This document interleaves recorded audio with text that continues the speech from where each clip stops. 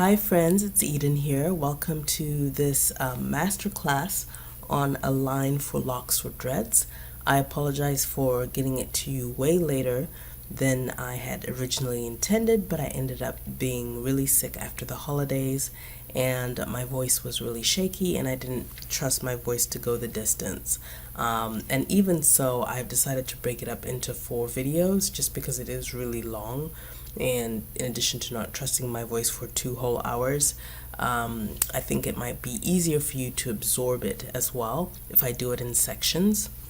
So I'll be going into a lot of detail, so pause the video at this point if you need to so you can take notes. Okay. So for those of you that are new to my channel, my name is Eden and I help aspiring beautypreneurs make or source their first line of natural beauty products for skin or hair. Also do men's grooming and mama baby care products as well. And I help my students and clients sell them profitably, either in person or online. Okay, so you may be wondering after seeing this pic of me, which is more of a current picture, right? What qualifies me to do a line on dreads or locks, as some people prefer to call them. I have grown dreads on 2 separate, I shouldn't say occasions, but I guess spurts of time, and each spurt was about 7 years.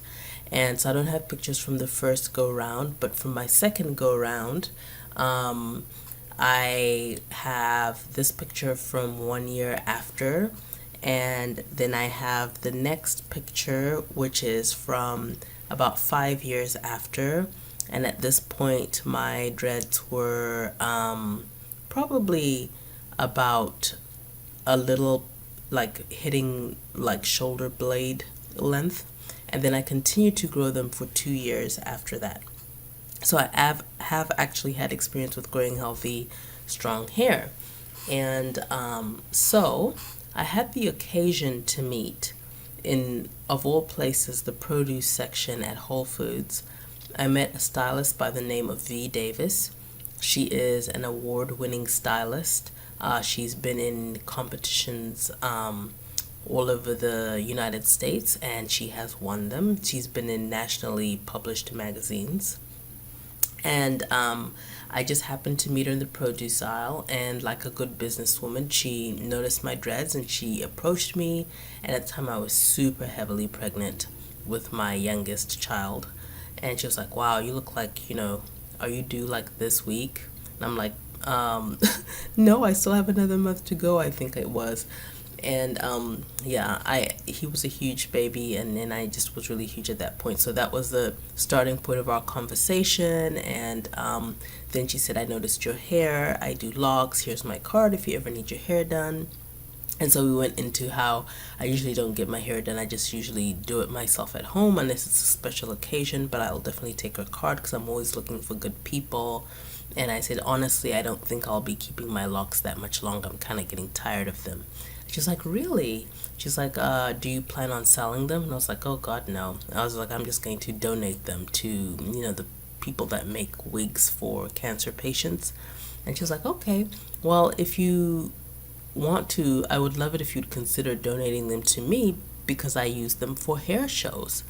I was like, oh, really? How interesting. I was like, okay. So I didn't think anything of it. I just took her card, tucked it away in my purse or something, and just carried on, and it was nice meeting her and all of that. So fast forward to the birth of my son. About 4 or 5 days into it, I just told my husband, take me to Elijah right now. I want him to line me up. So I pretty much took my newborn baby to the barbershop. Yes, I did do that. And and I just had him cut my hair off and line me up, and I was done. And then I kept the hair, of course, and I looked into donating it, and apparently they don't accept locked hair for the cancer patients. They only accept free hair and hair that's never been chemically altered. And for the most part, I hadn't dyed my hair, but I did have 3 or 4 strands that I had dyed purple at some point. That has since faded, but other than that, my hair was completely raw and natural. So I was like, I think I want to donate these to V. So I had my husband drop them off at V's. Okay, so this is what V said about my hair when she received it. And by the way, this is my 5 minutes of fame. I like to say that I have runway hair because look what she did with my hair. Look at the ball on this model's head and on this model's head. That is actually my hair that she used to create those structures. So that really blew me away. I couldn't believe that she was able to do that. And this is 2 years in a row, by the way. So she was able to use them. I think the first picture is this one, and the second picture is the one with the crown. But yeah, she was able to use them 2 years in a row. So this is what V had to say about my hair. Usually when she buys dreads off the internet or whatever for her hair shows, they aren't always in the great state, especially the longer they are. They'll be, kind of broken off or a little bit weak. She has to do a lot of sewing to reinforce things. They're usually pretty dirty, so she has to wash them and wash them and wash them and wash them. And they just generally feel like weakened hair. And she said my hair looked and felt really healthy and strong. They weren't too dirty at all. She barely had to wash them. I had washed my hair before I cut it off, but she had instructions for how to wash them. And honestly, I had a newborn. I was like, that is not happening. I'm so sorry. Just here's my hair. And so I just cut it off and put it in the bag and, had Andrews take it to her. And then, and she also didn't really need to do much sewing. Like they were really healthy and strong and just kind of well formed structurally. So it was interesting to me, because at the time, the second crop, I hadn't really taken care of my hair as well as I had the first, but there are some critical things that I did do. So in this masterclass, or this master series, as it's turning out to be, I really want to share with you the things that I did in terms of my routine and in terms of the kind of ingredients and so forth that I did to create that kind of hair. And these are all things that you need to know if you're creating a product line for locked hair. Okay, so you might think, oh, I just want to know what products to make. Yeah, you can have great products, but if you don't use them in the right way, then, it might not necessarily work for your clients. And also there's lots of other reasons to look into how to grow long and strong dreads. So this process of understanding how to grow and maintain healthy long dreads will allow you to reverse engineer your marketing and product creation. So you imagine the optimal outcome of lots of raving clients with long, strong hair and who know how to maintain it and keep it that way. So if you do this right, you will never be at a loss for what to say in your marketing. I see a lot of people on Instagram especially where it's just continuous product shots of their product. All of it is about, look at me, look at my product, look at our company, look at this, and it's like nothing that actually serves the person who's looking at it. Then they wonder why their engagement is low and why they have no sales. Because the truth is, in person, you are more likely to have better sales because the customer is right in front of you, right? And so you're gonna help them more. You're gonna, help them solve. If they say my hair is really dry, I don't know what to do. You don't say, here, just buy my deep conditioner. You say, well, are you deep conditioning? Are you washing with a sulfate-free shampoo? How frequently are you washing? Are you protective styling? Are you using an oil? And so you kind of walk them through the process of how to take care of their hair. You don't just shove a product in their hand and hope for the best and walk away, right? So that's something you need to recreate online, but you can't recreate that process online if you don't understand the nitty gritty of what the routine should look like and what kind of ingredients a person should be looking for. Because the routine is actually going to help you determine which products you're going to use, because there's 20 different kinds of products you could use, but which are the 4 or 6 that'll work for your target market. Okay, so once you know all this, it's impossible to create products that don't work or that aren't relevant or that do harm possibly. So you know exactly what to say your target market for them to say, just take my money already. This sounds amazing. Yes, this is what I want. Okay, so what are the stressors for locked hair? I'll just run through them really quickly and then I'll go into them in more detail. So weight and pulling on the base of the lock, the bottom strand. Lack of moisture, lack of elasticity, lack of tensile strength or structural strength, buildup on the scalp and in the hair, and being properly able to cleanse the scalp. Those are all issues that people face with locks. So let's talk about the weight issue. Okay, so everyone wants these really super skinny, uber manicured locks, and they are great. However, I think that if you're a loctician, you should really discourage people from starting their locks too skinny. Even with sister locks, they are thicker. You can start them thicker.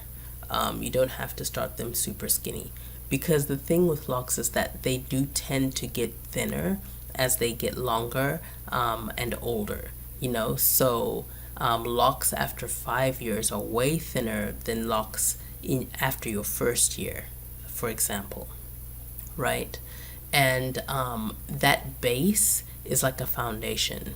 So if you stand on high heels, anyone can come and push you over because you're not that stable, right? Unless you lock your knees and do all sorts of things, right? But if you're standing on your feet, it's harder for someone to knock you over because you have a wider base on which you're standing.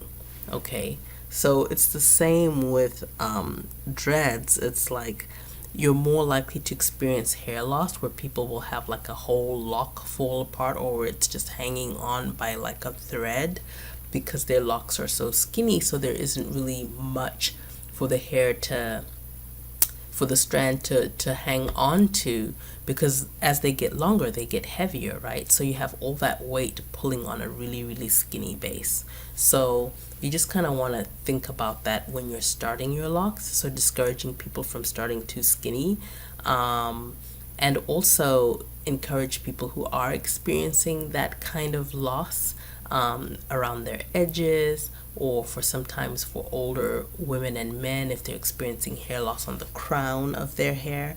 Once you get into your 40s and 50s and your hormones start to change, you can encourage people to double up on their strands, so they can visit a loctician and they can kind of sew or lock the hair together so that they can widen the base of the locks by creating a new lock out of 2 old ones, right?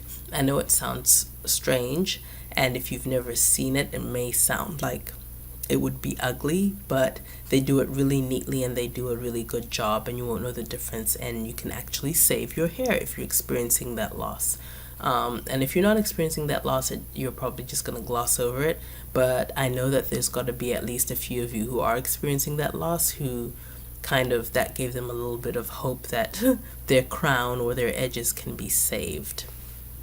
Okay, and also strongly mineralized hair is going to be able to endure more of that weight. So even if you have skinny hair, but you generally are mineralizing your hair with a good diet and exercise, and exercise doesn't mineralize, but it helps the nutrients travel to the scalp, so you have a healthy diet, and you also are putting wonderful botanicals in your hair, which also contain minerals. So you mineralize topically and through your diet.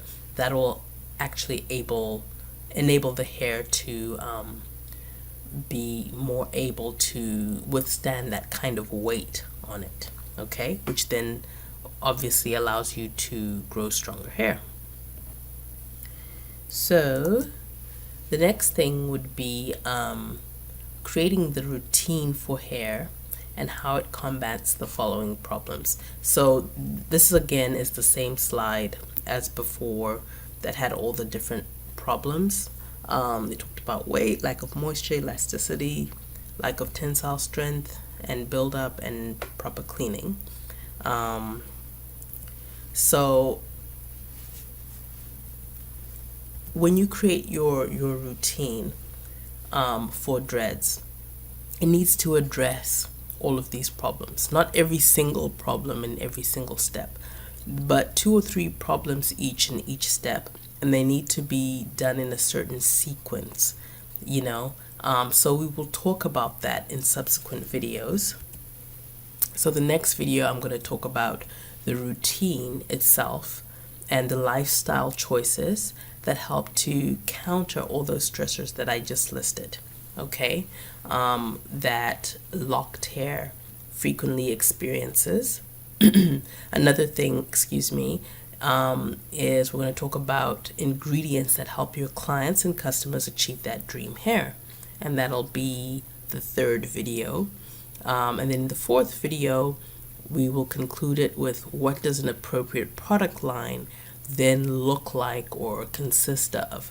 Once we've put all those factors together, we've put together the routine, we've put together the ingredients, so then what does that mean for our product line? What should it look like? What should it consist of?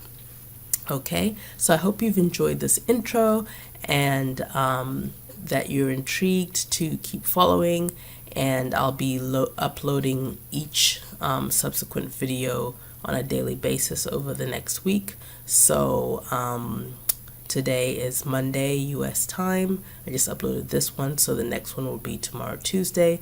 Then you can expect one on Wednesday and Thursday.